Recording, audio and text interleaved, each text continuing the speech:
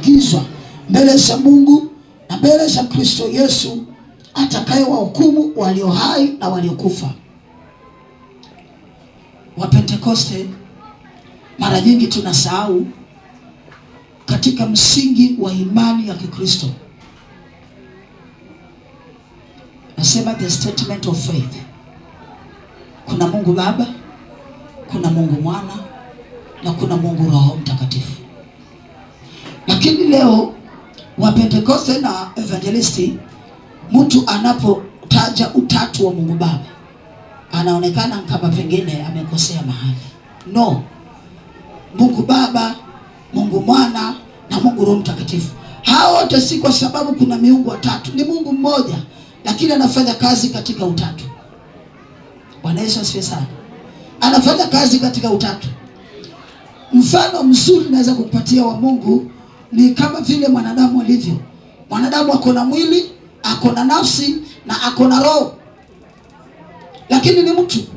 Hivi nyote mnavyoangalia hapa, huyu mnayemuona si mimi, mnauona mwili wangu. Huyu mnayemuona hapa mbele yenu si mimi bali ni mwili wangu. Maana mwanadamu ako katika 3 unit. Ako na mwili, ako na nafsi na ako na roho ambayo upatia mwanadamu uhai. Bwana Yesu asifiwe sana. Sasa leo hii Wakristo wengi wa charismatic ama wa Pentekoste wanaposikia mtu akitaja utatu wa Mungu Baba wanaona kama, kwa nini anasema kwa jina la Baba na la Mwana na la Roho? Huyu ni mtu mmoja lakini anafanya kazi katika utatu wake. Bwana Yesu asifiwe sana. Maandiko yanasema katika kitabu cha Mwanzo, Mungu wakati akiumba dunia, vile anasema Mungu akasema kuwe kitu na kikao. Katika hali ya uumbaji, katika hali ile ya Mungu anatamka neno, alafu kuna kuwa na kile alichotamka, kama ni anga, kama ni mchana, kama ni jua na mwezi. Lile neno alilokuwa akitamka ndilo Yesu Kristo. Uhai wa neno kulifanya uumbaji ni Roho Mtakatifu. Biblia inasema kitabu cha Mwanzo kwamba Roho Mungu akatulia katika uso wa maji. Naposoma kitabu cha Yohana Mtakatifu chapter number 1 verse number 1, Biblia inasema hapo mwanzo kulikuwa na neno, naye neno alikuwa kwa Mungu, naye neno huyo alikuwa Mungu mwenyewe, naye akaja kwetu akawa nasi akavaa mwili wa mwanadamu, nasi tukauona utukufu wa Mungu Baba. Bwana Yesu asifiwe sana. Jina la Bwana libarikiwe. Nao nafasi ya mhubiri Biblia inaitaja hapa kwa sababu sitaki nikae. Maandiko yanasema na kuagiza leo mbele za Mungu na mbele za Kristo Yesu atakaye wahukumu walio hai na waliokufa kwa kufunuliwa kwake na kwa ufalme wake, lihubiri neno, uwe tayari wakati unaofaa na wakati usiofaa. Biblia inasema karipia, kemea na kuonya kwa uvumilivu na kwa mafundisho.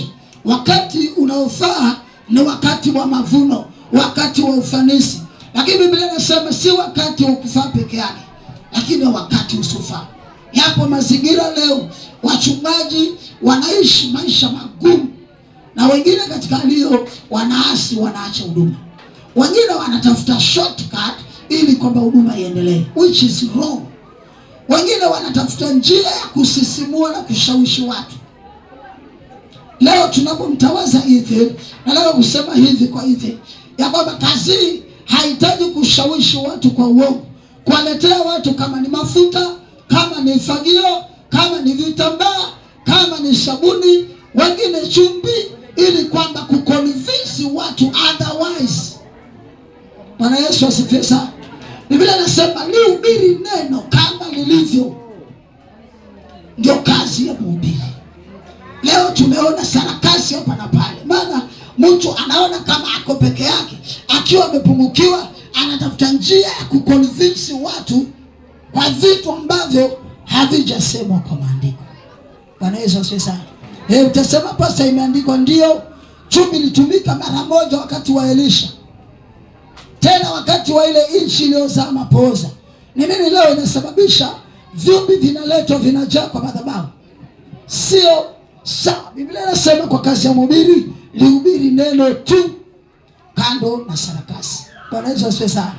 Ni kweli mitume walitumana nguo za watu waliolemewa, zikaenda zikaombewa, watu wakaletewa, wakazivaa na wakapona. Haijasema watu washawishiwe na vitu vya msisimuko.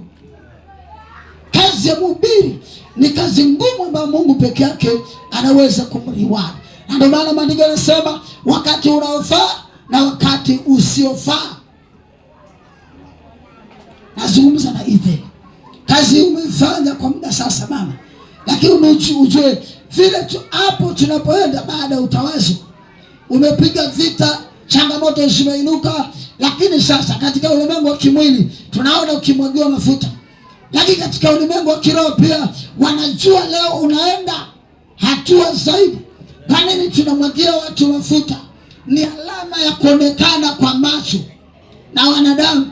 Maana yapo mafuta ya Roho Mtakatifu yasionekana kwa macho. Haya ndio yanawezesha mtu hata kama kumwagiwa mafuta amekuwa na ujasiri wa kushinda changamoto na kuendelea mbele. Bwana Yesu asifiwe sana. Sasa kumwaga mafuta mbele za watu ni udhihirisho kwa wanadamu. Una maana katika maisha ya asili ya kuona, na pia una maana katika maisha ya kiroho yasiyoonekana. Bwana Yesu asifiwe sana.